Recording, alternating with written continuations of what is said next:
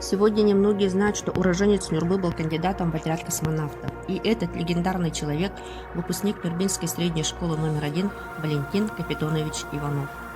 Валентин Иванов родился в селе Нюрба в 1945 году.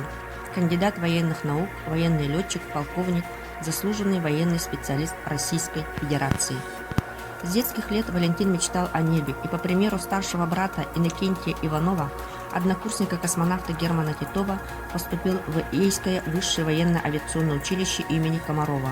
Успешно окончил его в 1967 году по специальности летчик-инженер истребительно-бомбардировочной авиации.